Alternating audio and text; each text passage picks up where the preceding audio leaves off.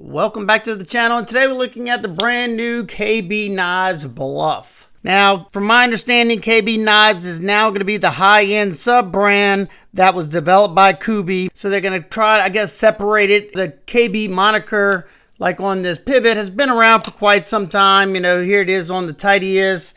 I have it on a much older knife as well. So I don't know how they were using it before, but it sounds like they're going to try to section it off to where this is their more premium product with, you know, more milling, more care, and more details in the knife. So at the end of this video, if this one interests you, I will have it linked down in the description. It will be an affiliate link, so if you want to help support what I do here on this channel, it helps me pay for our testing materials. Awesome. If not, no biggie. And also get 20% off with code STASA23. I will also have that above the actual listing for the Bluff. I thought this knife was really appealing whenever they came out with the budget version of this knife. I think Jared said it had some issue. I can't remember what it was. So I was kind of interested to see if this one had any issues. And I love the overall size on this one. It's 7.35 inches. It comes with a 3.21 inch drop point blade of S35 VN stainless steel. This drop point is going to be a very versatile drop point because, as you can see here,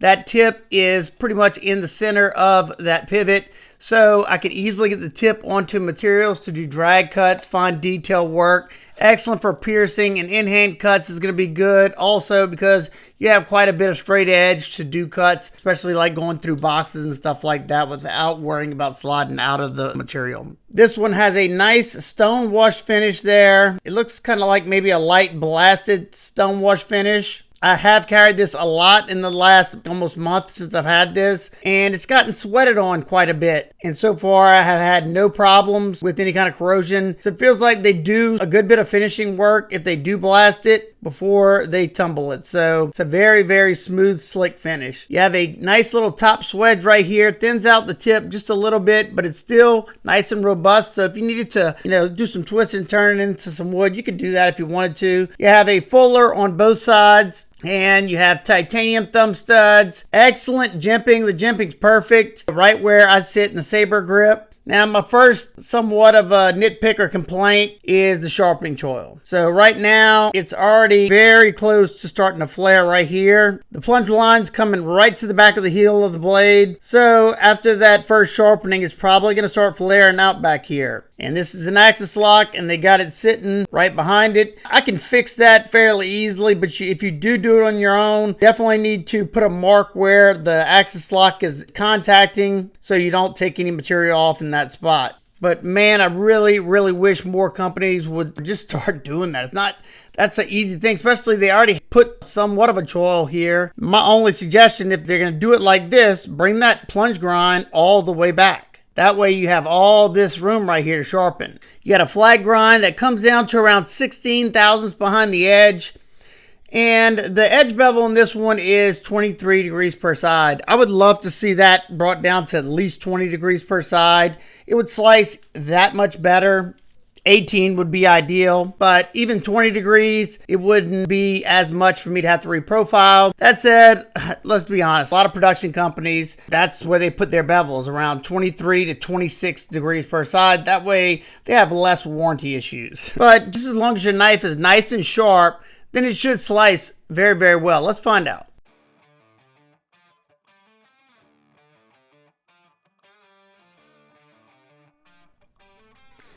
This knife came with an awesome edge out of box. Better than I think any Kubey I've ever gotten. It's slicing very well. It's got pretty good edge geometry. And I'm really rooting for it, hoping it does this good throughout the entirety of the cutting. Being that we have this versatile drop point, low tip, you got enough straight edge. These cuts are really easy. You can either do a slicing motion cut or do push cuts. Whatever you choose, it should work, and it should work fine. But no problem on the cardboard at all, and I thought I was slicing very well. Now we're testing the ergos and seeing how that edge wants to bite into this piece of pine. Starting out light, then we start to slowly increase.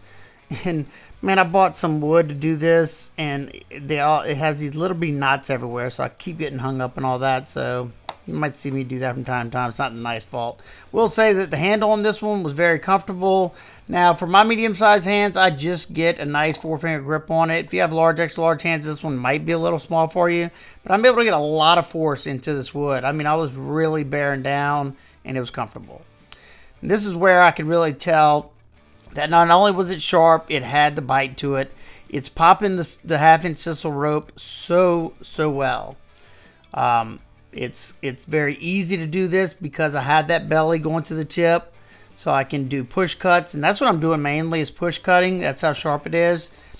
Or if it's, you know, struggling any, I could always do a either sawed motion or rocking cut.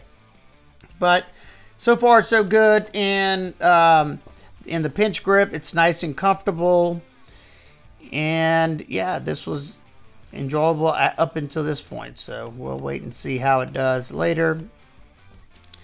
But I'll be honest, I didn't expect it to have the edge that it came with. Not saying I ever got a bad edge from Kubey, but I don't think I've had any of that of this sharp. This one was definitely hair shaving sharp. Might have been even hair whittling sharp. It was that sharp. And I don't know if these are hand sharpened or not. Something I'm gonna try to find out, but it would make sense if they are, because the edge on this knife definitely did better than any previous Kubey that I've tested. With the factory edge, let's say that. I don't know about the sharpened edge yet, but factory edge definitely. See, I'm easily able to get that tip onto the material to do drag cuts, and at this point it is still nice and sharp, and it makes it all the way through nice and sharp. Good enough to where I could definitely strop it and get it back probably close to hair shaving, if not hair shaving sharp. 10-ounce denim, absolutely no problem. Excellent job, excellent performance. This one was a lot of fun to test. Well, I gotta say, I was pretty impressed. You know, I usually don't have the best luck when it comes to S35 VN, but this one performed really, really well. It came with a really good edge out of the box. I always love seeing that. It had good toothiness to it. I was very, very happy with the way it performed. Now let's take a look at the deployment and the action of this knife. So this is a thumb stud deployment knife. You can also use a crossbar to deploy the knife. The action, outstanding. This knife has the adjustable crossbar lock. So there's 3 little dots, kind of like the Kaiser clutch lock. And when I got this knife from the factory, they sent it with the tension on the highest setting, and it was a little too much for me. Now, I know a lot of people would have probably liked that. The action's even better, but I like it right in the middle, and that's where I put mine. So now it still has a really good action. And then check this nice fall shut action. This is riding on phosphor bronze washers, which I love. And of course, it's always nice to be able to have the option to adjust the tension on a crossbar lock. At least I think so. But for me, yeah, definitely the place I want it to stay. I can reverse flick it if I want off the thumb stud. I can use the crossbar lock to flip it out. Very, very smooth. And it was smooth out of the box, but on the close, it wasn't as smooth. But I think it's because it had too much tension from the full tension setting on this one. So once I put it in the middle now, yeah, really nice. I mean, I cleaned it up and put some new lube in it. Now it is buttery smooth, absolute butter. And on that setting, I mean, you know, that's about as hard as I would need to do. I mean, of course, I can do a nice hard jerk and get it to come out, but that's the way I like it. Like I said, if I want it to be even harder, I can put it up a notch. Now let's look at this beautiful handle area. We have it's either flat tie scales or a slight contour. I think it's just flat with a nice big chamfer going all the way around, but I absolutely love that micro milling. Gives it the perfect amount of texture. You have your titanium hardware. Look how crisp those Torx are. Torx T8 hardware for your body screws and your pivot, and that thumb stud. Got a nice little chamfer right here to give you easier access to that thumb stud, and it works perfect. I can slide my finger right there, and it's already right there where I need it to be. They have, I think there's 4 versions of the Bluff. There's like a donut looking one with the pink and the blue blade. That one's a limited piece. They have one with black tie scales with like a dragon skin texture, something like that. It looks really, really cool. I'll try to pop that up on the screen, but they all look nice. This is probably my favorite of the bunch. We have flow-through construction, 2 hourglass standoffs in the back. So you can easily blow this out with some compressed air. If you get some gunk or pocket lint up in there, you could blow it out, put a Q-tip in there, wipe it down. Now, another pretty big miss, I think, on this one that I just won't ever understand.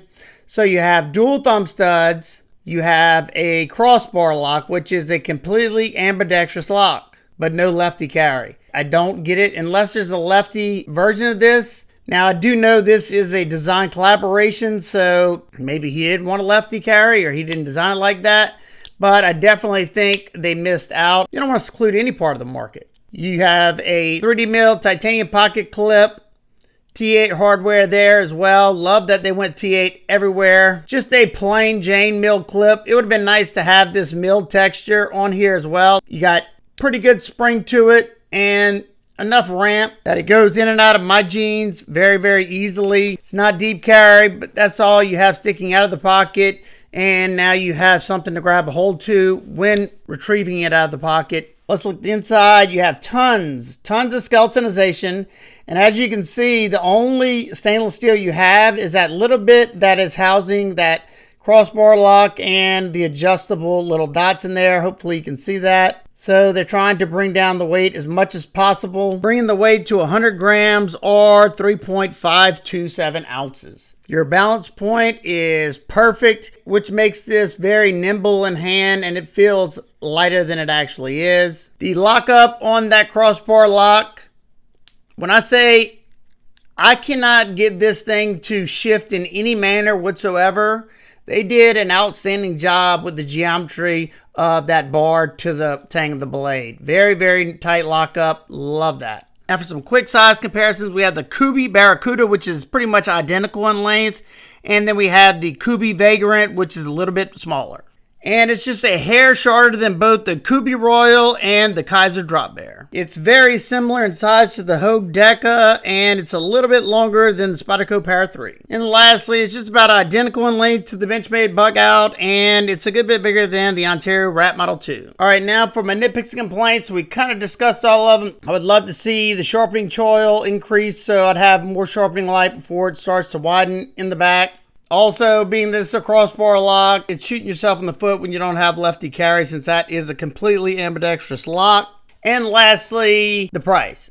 Now, I'm still very undecided on the price. Okay, with my 20% discount, it's $200. Now, I really, truly don't think that that's too out of line, because I'll be honest, this thing is very well dialed in. You know, I was comparing it to the Kubey Royal, and I love the Kubey Royal, but this one definitely has a little bit more attention to detail, a little bit more refined action, and it just feels like a little bit more solid knife. Now, that might not be the case at all, but this is my first and only sample to go by. So it's very hard for me to make a clear assumption until I had a few of them come across my review table so I can test them and do all the same stuff. Now, at the $200 price point, I would have liked to see maybe M390 here. I would love to see maybe crew wear, something like that. Because S35, even though is a really good steel and I like it, you just see it on way too many knives that are under the $200 price point. So Kaiser puts out a lot of them as well. And maybe that'll be a video that I do next with this one. I could test this one. I could sharpen this one and sharpen one of my Kaisers in S35 and do a side-by-side comparison between the two.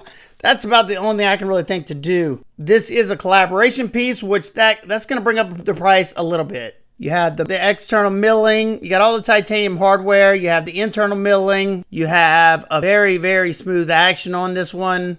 Nice snappy action. All in all, I was fairly impressed with the knife. But for now, unfortunately, you're going to have to decide if $200 is a good price or not. At this point, it's kind of hard to see that because I'm so used to seeing like the Vagrant. I think this is Austin. This is a very old one, but y'all know what I mean. There's a lot of them that are under this price point. We have the Kubey Barracuda and S30V. I think I paid $160 for this one.